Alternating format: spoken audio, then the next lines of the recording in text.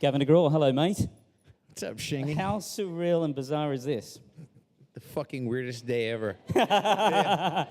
For those that aren't in the know, Gavin and I are actually old friends. Yep. And have been for a long time. Long time.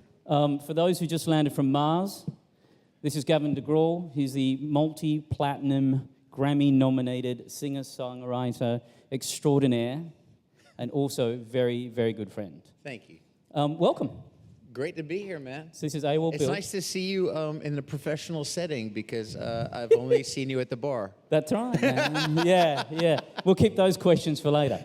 So we're going to spend about half an hour together with you guys just chatting about generally the success of Gavin, which is awesome because I've seen this guy go from playing in a fabulous bar called Wilson's back in the day on 79th in Amsterdam to where he is today. And so as bizarre as it is for me, how bizarre is it for you to be where you are today? Much more. We used to, when I first moved to New York City, first of all, I'm from a small town about 2 hours northwest of New York City, a town in the Catskill Mountains called Fallsburg, New York, which is a small prison town. And it's very prestigious.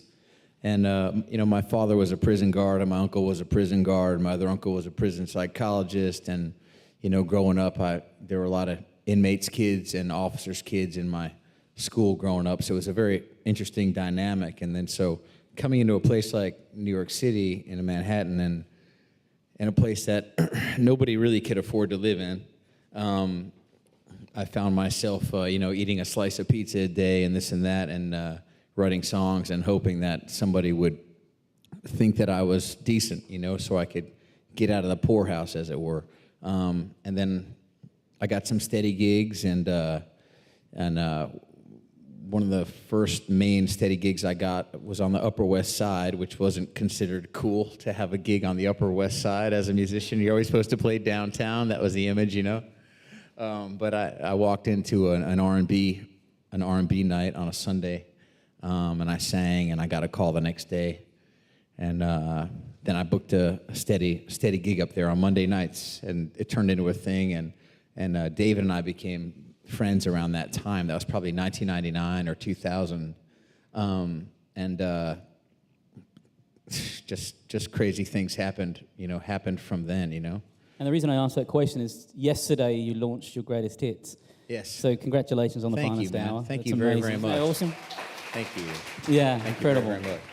And the new songs that are on it are just superb.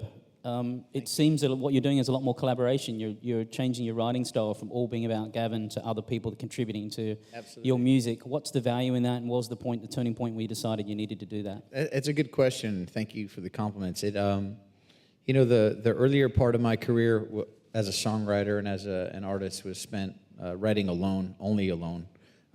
Because I thought, as a solo artist, only I should be the only writer, because I thought it would be disingenuous if someone else was in the writing room, And so the first few albums I put out, I wouldn't allow myself to write with anybody else.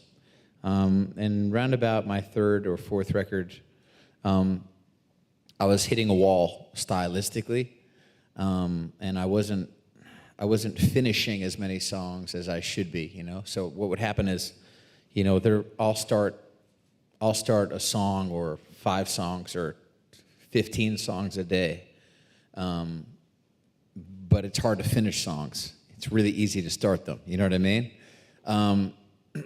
It's like seeing it's like, I don't know what to liken it to. It's like starting any kind of project. As you start the jigsaw puzzle, I could start with that one piece, but I'd be damned if I could put together the 1,499 other pieces.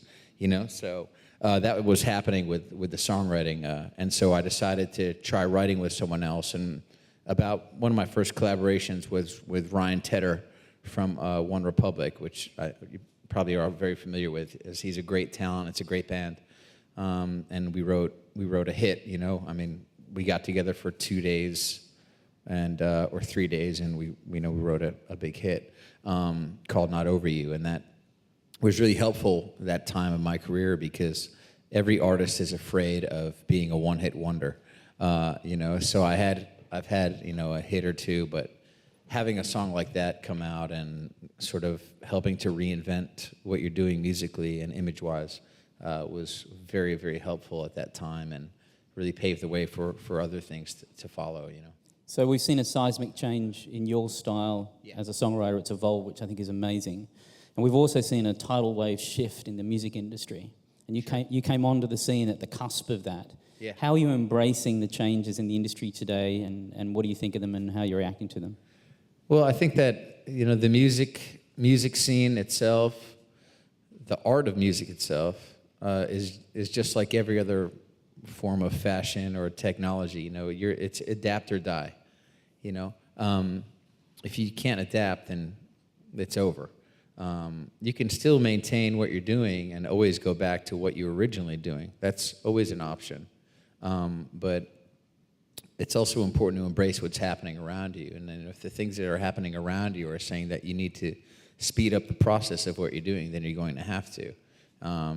If the things that are happening production-wise are saying that what you're doing is never going to get listened to, you adapt. You don't necessarily step away completely of the things that you were doing, but you adapt. You try to find a way to work the new thing into the old thing, and make it work, and hopefully improve it. Of course, you're always going to have critics, and you're going to have purists, and you're going to have loyalists, and you're going to have people who say only the first song you ever put out was the real you. And I think that's just the nature of the beast. But music is it's another form of fashion, and every season there's something new and fresh, and sometimes you go and you look in the closet and you go, that thing I wore last year is still cool, and sometimes you look at it and you go, I can't fucking believe I ever wore that thing. You know what I mean? And that's the same thing with the music that you make and the music that you listen to. Sometimes you're proud of it, and sometimes you could make all those pictures go away. You just wish you could. With me, it's the clothes that don't fit anymore. But anyway, that's another discussion. But here's something that's interesting from my perspective that I've seen you in your career. It seems like a turning point was One Tree Hill, and I Don't Want to Be, which I thought was quite amazing for that success to happen. Right. In addition to that, though, you got so ingrained in the culture of that show that I believe a brand came alongside you and said, hey, somebody's going to get married on the show, and we're going to let the fans choose what song is part of the wedding ceremony. Right. So that brings me to brands. How do you feel about working with brands today? Was that a good experience for you then? It's funny because, I became a real New York City guy from being here, At the end of the 90s when I moved here, I felt like something very special was happening in New York City at the time, artistically. I still felt that there were a lot of artists here and that there was a lot of creation happening here. And that was being embraced on a grand scale within New York City. I don't know if it's that way as much anymore as it was, as people have just been priced out. The artist community has kind of been priced out of New York City. But I remember getting a phone call from a guy named Joe Davola, who was one of the people who was, heading the charge of that particular show, One Tree Hill. And, we got on the phone. And I don't even know if I had a TV at that time in my life, honestly, because it just wasn't where I was at, And I got a phone call, and I was in the East Village. I was exactly on the corner of 9th Street and Avenue Way, and it was 9th or 9th Street. It was outside the Pick Me Up Cafe. I don't know if that place is even open anymore. But anyway, it was a nice day out, and I got a phone call, and this guy says, hey, my name's Joe Davola, and I love your music, and I want to put it in a TV show. So instantly I said, I don't think so, buddy. No, it's not me. I don't even watch TV and this and that, because I thought to myself that it wasn't cool to be associated with the brand or with the TV show and things like that. And part of that mentality is that I grew up about 15 minutes from Yasgur's Farm, which is like hippie land, back in the day. That's the Woodstock culture, right? And my parents were at Woodstock together, and they were hippies, and their generation was very anti-corporate, basically. And their generation felt that being associated with anything corporate was the most evil thing possible for any artist, you know what I mean? So I think I grew up seeing all these like older hippies and, hearing the mentality of what rock music should be and the way artists should feel and business is the devil and this kind of thing. I didn't hear that from my parents. It's just like the culture of what the hippie movement was at the time, And so I think part of that came from going to Woodstock revivals and things like that as a teenager and, sitting around campfires and drum circles and all that stuff you do, No, it did. Anyway, so when this TV thing came up from Joe, I thought, no, there's no way I'm going to be associated with something like that. That sounds like the biggest sellout move of all time, at first. And then as he continued to talk to me, he said, listen, you got to help me help you. You got to help me help you. He said, name a movie you like. I said, any movie? He's like, well, name a movie. If you could be in the movie or you want to see the movie made again, what would it be? I said, The Outsiders. He said, The Outsiders. Fucking good choice. Yeah, I said, I like this guy, right away. This guy's cool, right? And he said, I love that movie. He said, this show is going to be a coming-of-age show, coming of age. And your song, I Don't Want to Be, is a coming-of-age type of song for me. When I hear it, that's what it sounds like. And this is going to really help the idea of the show. It's going to help promote what the show is essentially leaning towards. I said, I like what you're saying. I was like, is this going to help me pay off my college loans? And he says, probably. And then I started thinking, I was like, well, let's be realistic about this. I probably never see the show because I don't watch television. So what am I worried about? And I was thinking to myself, but if it's on, I've got to watch the show because I want to, this is going to be helping me, I have to be a team player, right? And so anyway, I said yes, and we've been married ever since. And seemingly it's worked out really, really well for you. It's been a tremendous help. Honestly, it's the best thing I ever did. It really is. I know a lot of times artists think that, you can't be associated with this or you can't be associated with that. But the fact is, my mother always told me, go where you're celebrated. And that's all there is to it. You got to go where you're celebrated. I love it, man. What's enough about the business of music? Yeah. What inspires you today? God, everything. Mostly your hairdo. Oh, wow. There's magic in there, man. Yeah. I want to rub it. Gav, I still have hair. That's the thing, my man. So everything, man. I'm a writer. I'm an artist. So everything's a little piece of a song or an idea or, I'm always looking for some little nugget, And so I'm sometimes a little bit too much of an active listener, and sometimes you're talking and I start analyzing something. There's like social workers in my family and stuff, so, I start looking for the thing behind the story. When people start telling me stories, I'm like, okay, you're giving me details, and all I'm trying... When you start talking to me and you start giving me too many details, all I'm looking for is the psychosis. So that's where I go, and I start thinking of the song and what I'm going to call it and how it relates to me, and I can't help it. And are you writing songs now that are not deeply Gavin DeGraw personal, that are stories for other people to interpret? I do. Songwriting isn't necessarily limited just to your own life. Yeah. There's nothing wrong with writing fiction when you're writing songs. And there's nothing wrong with writing exactly about how you feel either. So there's a lot of ways that you can build stories that aren't necessarily your story, but they permit you to say how you feel about those stories. Yeah. So you try to work in, at least I do, I try to work in both. I try to work in both ways, you know.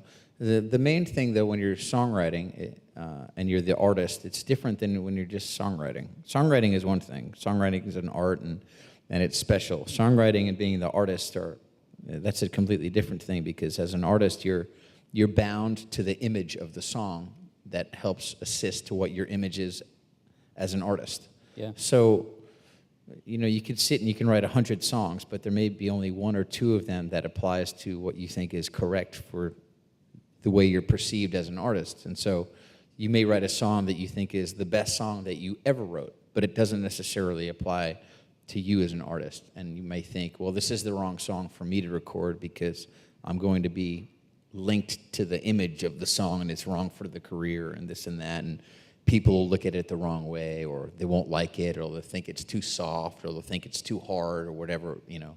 And so those are some of the silly things that go through your mind as an artist when you're writing a song. And sometimes you just wish you could get out of the way of the song and write the song and just embrace it, but you have to be cautious going about your songwriting when you know that you're going to be the one singing it. Yeah. It's a totally different thing, you know. So given that, what's your favorite song to play live? Whichever one the audience likes the best. Awesome. You know, I mean, you know, there's those moments where you go into your head a little bit as an artist, and you go, well, you know, I'm the artist. I just want to do what I feel like in the moment. Yeah. You know, so you go to your lighting guy at the show, and you're like, listen, tonight there's no set list. I'm off the cuff, you know. I will not be tamed. I will do whatever I want. Not being tamed. Right? And he's like, whatever you say, boss. You know, and so you start playing, you do a song, and then another song, and then you play one he's never heard before, and the lights are just fucking going like whatever, like this. Nothing's making any sense, you know what I mean? Yeah, man. And you get off the stage like, yeah, that was fucking awesome. We were so good. The audience was loving it. Right? You saw those people out there who were like this? You know what I mean? Yeah. Because nothing's making sense. So it's a funny thing. You know, sometimes you want to go all the way off to the left, totally unpredictable. And Good on you.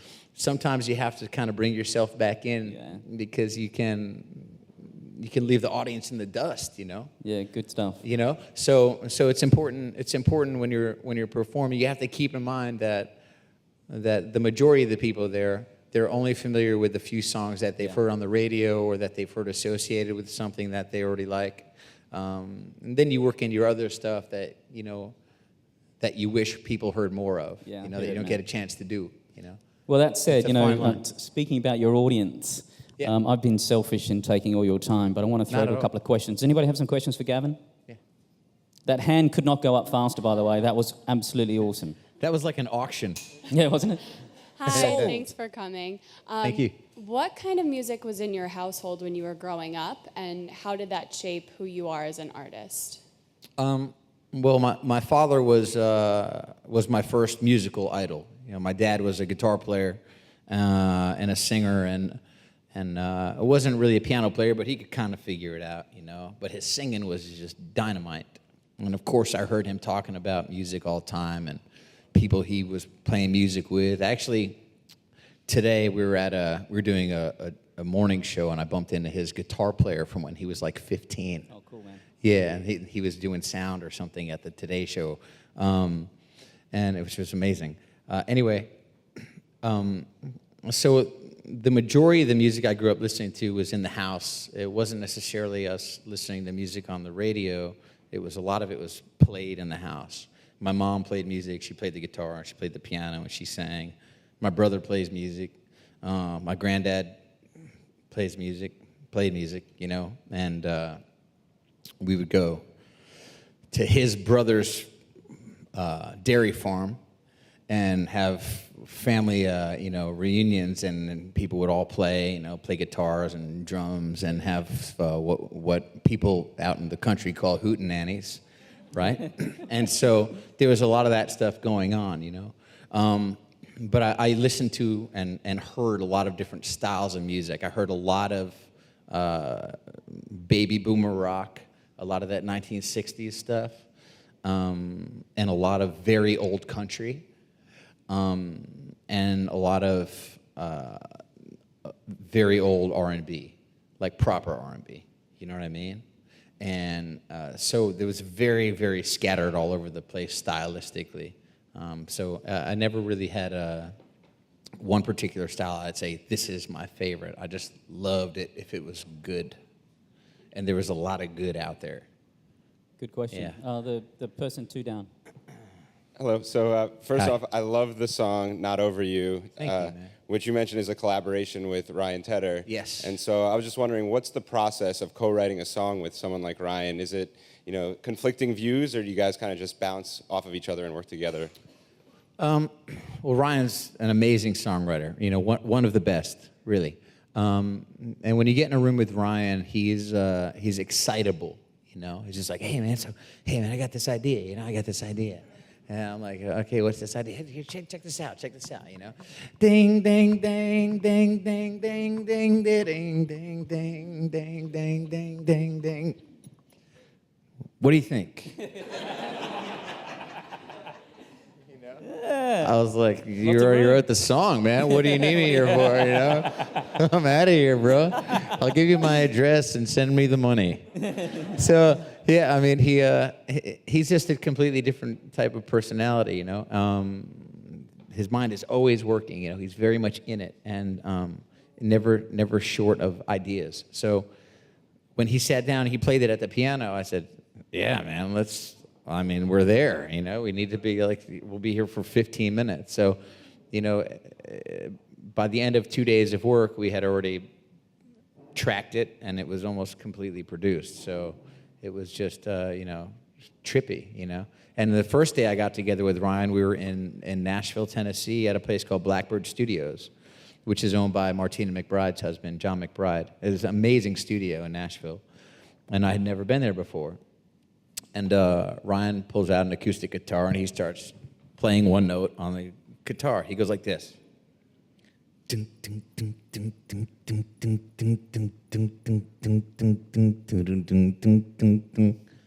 he goes. And I went, what the fuck do you want me to do? You should have known by now. Yeah, exactly. He's like, what, anything? I was like, he goes, dun, dun, dun, dun, dun, dun, dun, dun. And he goes, you.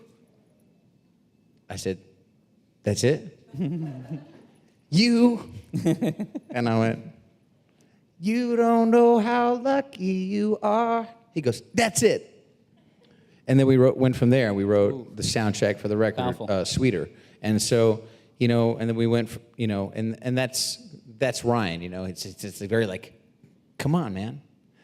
You don't hear it, And so, I don't know what he's hearing, So he's an interesting guy, and he's just a great talent, a great writer, and a great producer. And sometimes you get in a room with somebody and just nothing's happening, It could be the day. It could be the person, but it could be the day. And I remember I was sitting in a studio one time, and I was in the studio, and I sat there for about an hour. Me and this guy, this really, really talented guy, we were sitting there, and we were just looking at each other, bored, just bored to death. We're like, what do you think? He's like, I don't know, man, what do you think? I was like, I need another coffee because nothing's happening right now. He's like, go get a coffee. I'll be here waiting, bored. I said, okay. And so I walked outside, and I grabbed a newspaper, and I thought maybe I'll find something, inspiring, something good or horrifying to write about, because that's what you get in the news.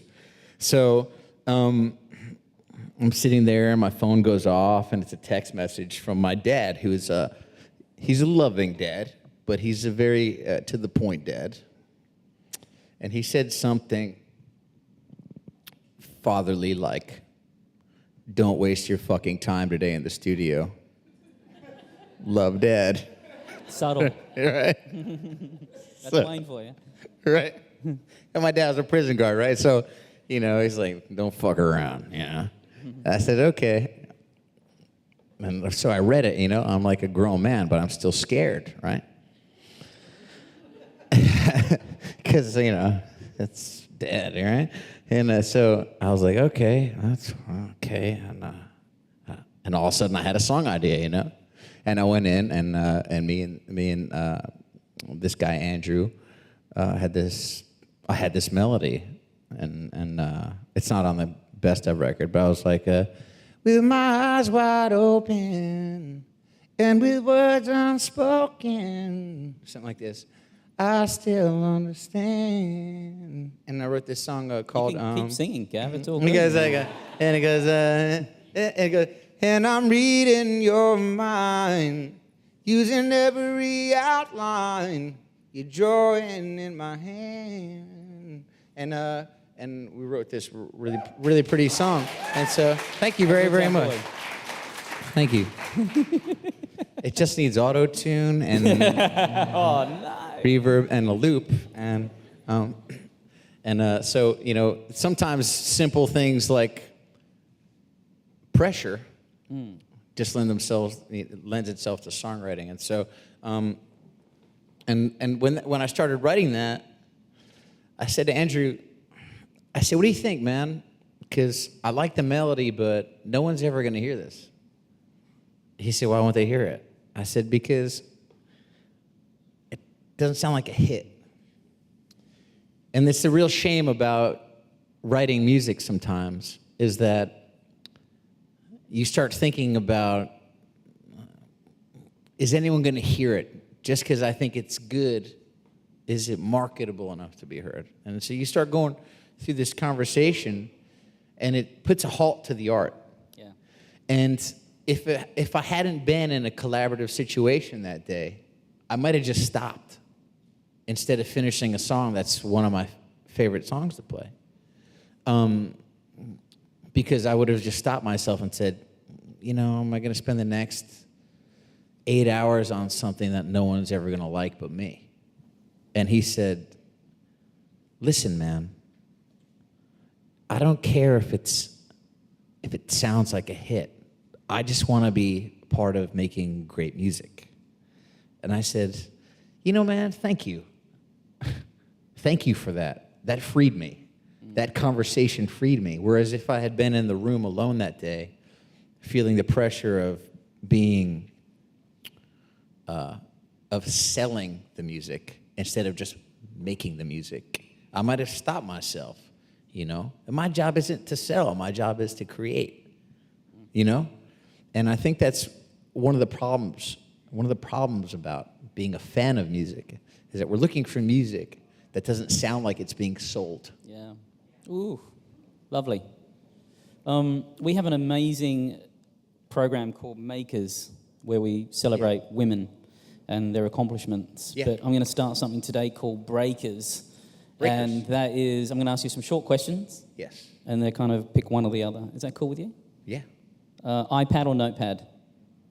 iPad or notepad? I'm a notepad guy. I know, dude. AM or PM? I can answer these for you, by the way, but here we go. Go ahead. AM or PM? PM all day long. Book smart or street smart? Street smart. That's what wins. 10 minutes late or 10 minutes early? Wait till everybody has got done saying hello, and then you can show up when they're actually listening. Ooh. Bourbon or beer? Bourbon.